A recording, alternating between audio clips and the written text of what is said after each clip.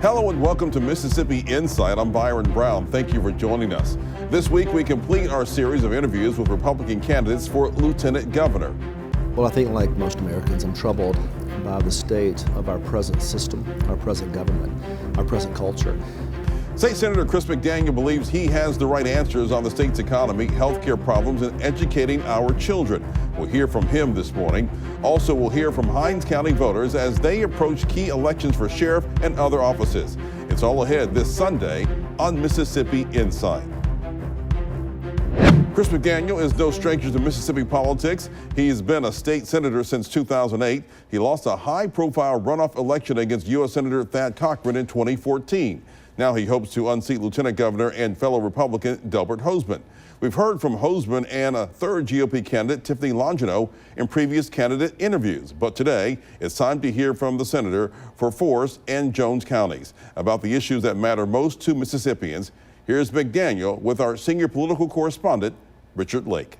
One of the most important things that we can do as leaders is to create an environment for growth, upward mobility for our citizens. Our citizens can't have upward economic mobility via handouts. It has to be jobs. The way to produce jobs is to create an environment for growth. You do that by cutting that income tax or eliminating the income tax. Also the regulatory burden on businesses. Let's ease that burden so businesses can compete and do so in a productive fashion.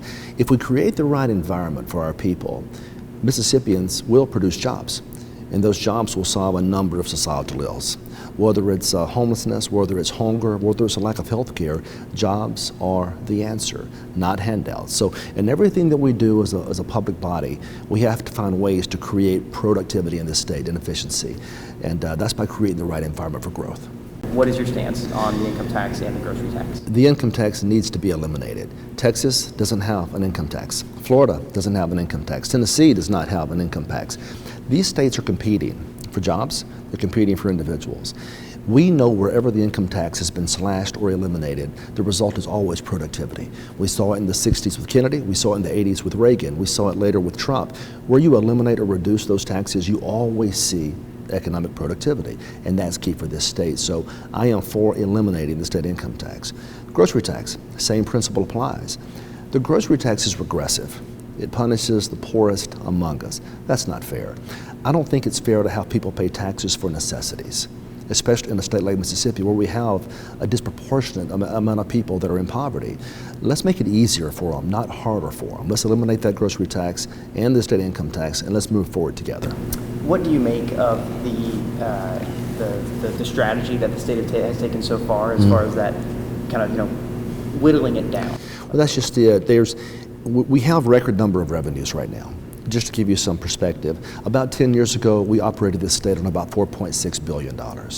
Now our budget is approaching $8 billion. We have the money. There's no point in these half measures at all. Let's do what's right for the people. It goes back to a core conservative principle. The money out there, that's the people's money, not the politicians' money. That's the fruits of their labor. And so we're taking those fruits of the labor and we're bringing it to government. We're keeping a finder's fee. Then we give it back in a form of a grant or a project. If you would allow the people to keep their money, they would consume goods and services locally, and that's how economies thrive, that's how they grow. So remember, we're not trying to starve the state, we're trying to enlighten Mississippians as individuals, and everywhere this has been tried, jobs and economic growth are the result, everywhere it's been tried. It's hard to maybe quantify how much Mississippi might be losing out potentially on elimination of the income tax, but what does not eliminating do for the state right now? It keeps us at the status quo. Remember, Mississippi has had a fairly oppressive tax structure for more than a century. So it's not an accident that we're still struggling to take a step upward. If you want to take a step upward, you have to change the way things have always been done. One way to do that is to empower individuals in this state. Make sure their liberties are protected. That includes their economic liberties as well. Let them keep more of their hard-earned money. Think about the magnet to jobs and creativity. I'll give you a couple examples. If you begin to consume locally, on the local level, whether it's goods or services, just imagine how that dollar can be replicated in use time and time and time again at a local level. That's the way you see true growth. Now bear in mind as well, if we reach the sweet spot in economic activity, even though we've reduced the income tax, Because of all the underlying transactions, the consumption that's taking place in goods and services, the state sales tax revenues will increase. And that's much more fair tax, a much more fair tax than an income tax, which basically punishes success. Moving on to healthcare. Yeah. Healthcare priorities. All right, this gets complicated because bear in mind, we're being given a false choice by people. It's a false choice. People say either expand Medicaid or the hospitals close. That's a false choice. It's not an either or. There are a bunch of options out there to work with. Medicaid expansion will not save the hospitals. Medicaid itself is a flawed program. We know it's flawed because each year, whether it's in the federal budget or the state budget, it takes more and more and more of our revenue each year. Yet the results aren't outstanding results. So it begs the question, if you're going to invest a ton of money into a program, you should have some predictability and you should have positive results. We haven't gotten that with Medicaid. That's a problem. The Medicaid system itself needs to be reformed. We have to make sure those monies are set aside for people who really need it. And then we have to make sure the reimbursement rates are sound and make sure there's a need for Medicaid and the doctors can fill that need. And for that matter, would want to fill that need because right now many doctors don't want to take part in it because the reimbursement rates are so upside down or so low. Medicaid has to be reformed before any talk of expansion can take place. It makes no sense to expand a program that fundamentally is failing its recipients. Some states have even indicated that, this is a strange stat, but in some areas, even the uninsured have better health results and outcomes than those on Medicaid. That makes no sense considering how much money is being spent on Medicaid. So the Heritage Foundation a few years ago proposed a series of reforms. Let's reform Medicaid, make sure it is used for the people that truly deserve it, and let's find a way to focus on better outcomes, because right now Medicaid is broken, so I can't support expansion under those facts. What is your response to a critique that many Medicaid expansion advocates say that Mississippi is simply just leaving money on the table? Here's the problem with that. It's the taxpayers' money, not ours in the first place. Coming from a federal government that's already $33 trillion in debt with no end in sight. The CBO, which is a nonpartisan organization within the federal government, has predicted calamity financially for the future. The amount of debt that we're incurring is exceeding our GDP. That's a real problem. It begs the question just how much longer the feds can continue to fund some of these programs at the rate they're funding. That's the dangerous place for Mississippi. Right now the feds are saying they'll fund a certain percentage if we'll just agree to expansion. Let's say we expand and a couple of 100,000 new people come onto the rolls, and then the feds, for whatever reason, withdraw those funds or withdraw those promises because of crisis in Washington. There's no way we could afford it. It's dangerous for policymakers not to think about the future. We have to consider the ramifications of what if. And right now, it's pretty clear the federal government is in no position to fund Medicaid for the indefinite future. That's why reforms are so important. So to the extent we can just blindly pretend everything's going to be okay in 20 years, when we know the math shows that it's not, that's not very healthy policymaking. That's not what we're supposed to do. We're supposed to make plans for the future, not neglect the future. Yeah. In those plans for the future, and speaking to many Senate Republicans specifically, there's been kind of a push, and I know there's going to be hearings this fall regarding, restructuring, for lack of a better word, the delivery of healthcare in Mississippi, specifically with those rural hospitals. And they don't have the tax base to support, some of the care that people need. What do you make of these potential changes? And when you look at the whole system as a whole, what would you try to do? The concern that I've got is that they'll use the hearings as a ruse to try to expand Medicaid, which again is a dangerous, dangerous concept when you look at the numbers involved. Mathematically, it just makes no sense. And there's nothing wrong with holding hearings if you're having a fair assessment of delivery, a fair assessment of results. That's fine. But to use it as some sort of cover up just to throw more money at the problem, which is what usually how most politicians behave, I don't think that's very wise. So we'll just have to see what the hearings say. And I pray it's not a political game that they're playing. I pray they're sincere, but we'll have to just wait and see. Right. Yeah. Mississippi ranked 50th in healthcare for yet another year, according to the Commonwealth Fund's latest state surveys. What needs to be done to climb up those ranks? Part of that's cultural. Government can do some things, certainly, but I'll give you my example. Even with my own personal experience, I'm not the healthiest eater in the world. And there's something about Southern cuisine, as wonderful as it is, and our lifestyle here that kind of leads us down the wrong path. I happen to love eating, and I happen to eat very unhealthy things. Sometimes that creates health disparities, health problems in the long term. Habits, smoking, alcohol use, a lot of things that we do as people, that can create problems in the long term. People certainly have the right to do that. We should always protect their liberty to engage in the behaviors they wish to engage in. But at the same time, we have to also understand that sometimes governments aren't well positioned to fight against human nature. I'm not saying they shouldn't do something. I'm just saying that part of this is about personal responsibility and making wise decisions as we age. And look, I'm as guilty as the rest. I've made a lot of bad, healthy decisions in my life, but we should all work to do better as individuals. That would help the crisis considerably. What role would Mississippi have in trying to get Mississippi a healthier state? Certainly education. Education plays a role there. We need better outcomes in healthcare for sure, but I don't think Medicaid expansion gets us there. There are other reforms that are approached in the free market that may help get us there through competition, such as the elimination of the certificate of need laws we presently have. It's a fairly antiquated concept, and many states have reformed CON laws. Mississippi, because of the political pressure, hasn't touched that yet. So the idea is to bring competition and services within the industry and make sure people do have access to health care. The market can provide that if the market's allowed to operate without constraints. Our policy discussion with Lieutenant Governor candidate Chris McDaniel continues after the break.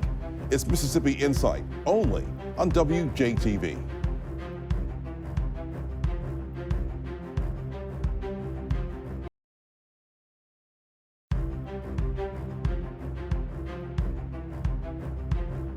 Moving on to education, what educational priorities would you like to instill? Quite a few. My wife is a teacher. My mother-in-law spent 30 plus years as a teacher. My father was a teacher. So the teaching profession is near and dear to my heart. First things first, let's make sure the money gets to the classroom. We spend a lot of money. It sometimes gets caught up in administration. It's the teachers that need the money. I can tell you that. It's firsthand experience with my wife being a teacher. She wants that money in her classroom, spent in her classroom. That's the first priority.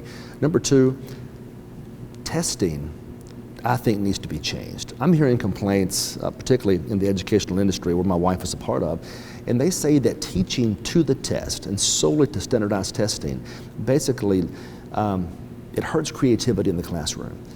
I think teachers should have autonomy. These are professional people. These are very educated people.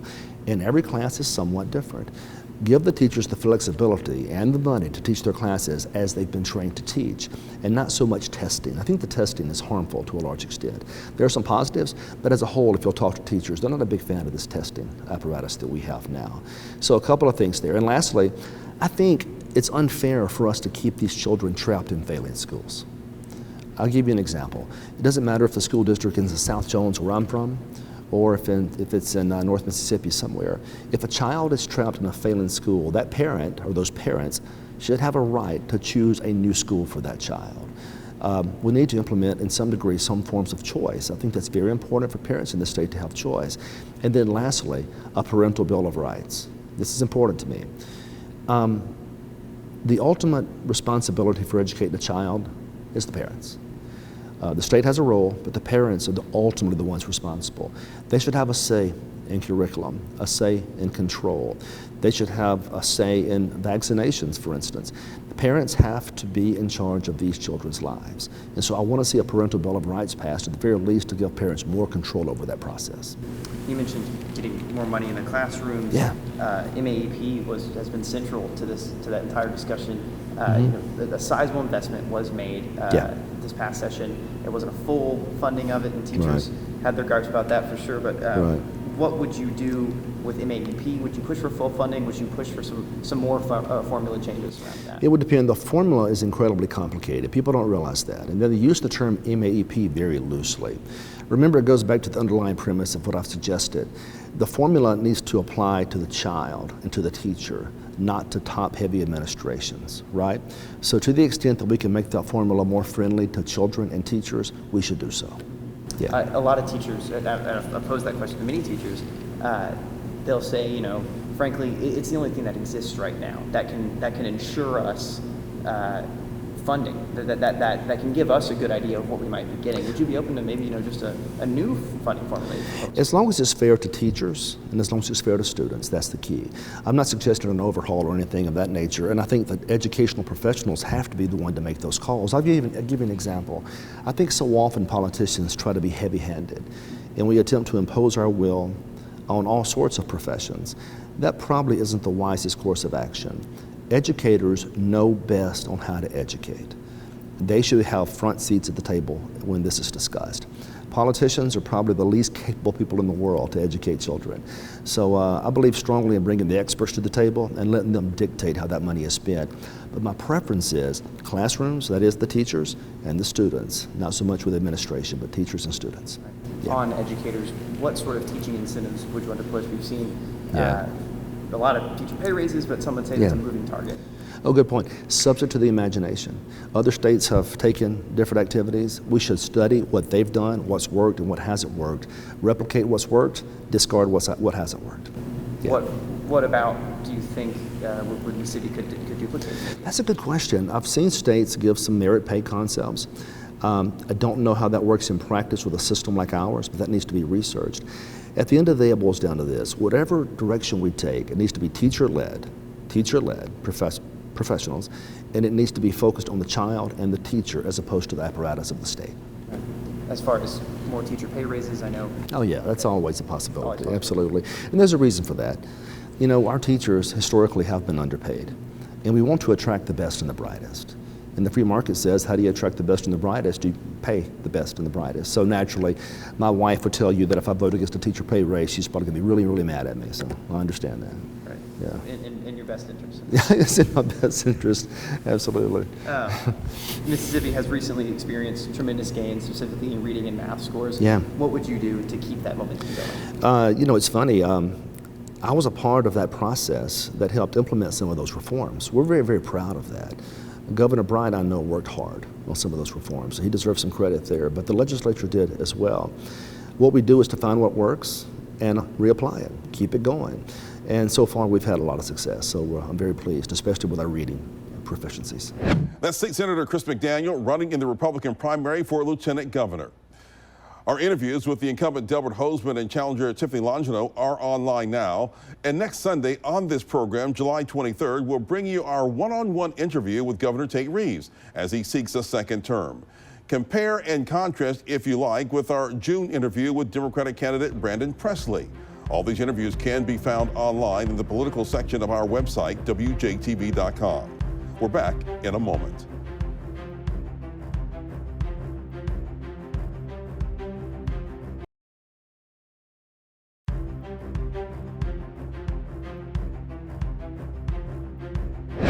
We've been focused on the Republican primary for lieutenant governor for the last few weeks, but Democratic voters in Hinds County have some key elections coming up as well as the August 8th primary approaches. 12 News' Jalen Anderson got to hear what Hinds County voters want their elected officials to work on.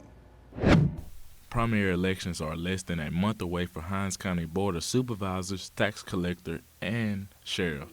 Voters will have a chance to decide whether it's time for a new face or to re-elect the current officials. One resident in District 3 says he is ready for a new start. I think that it's time for new leadership. I think that we have given Credell Calhoun ample time to clean this district up, and I've been here in this district all of my life, and I think that I've decided that I'm going to go with new leadership.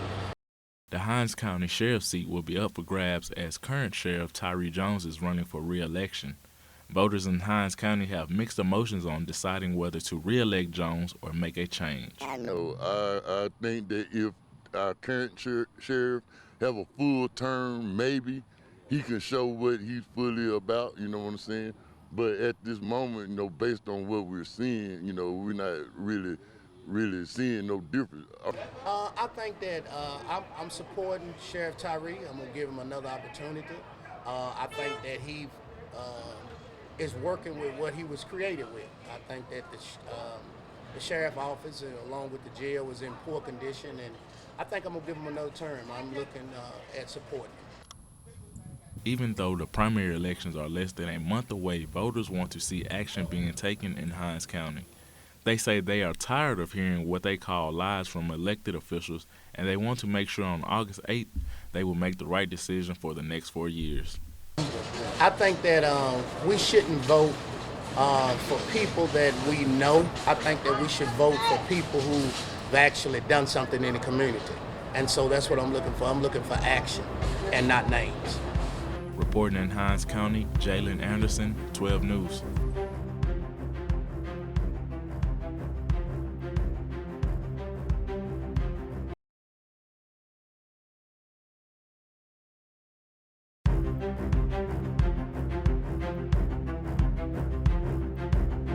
If you have comments or questions about today's show or suggestion for an interview segment, just drop us a line. Email our producers. The address is news@WJTV.com. Don't forget to join us next Sunday for our one-on-one interview with Governor Tate Reeves and for more of the political and current affairs coverage that you demand. I'm Byron Brown from all of us here at 12 News. Make it a great weekend.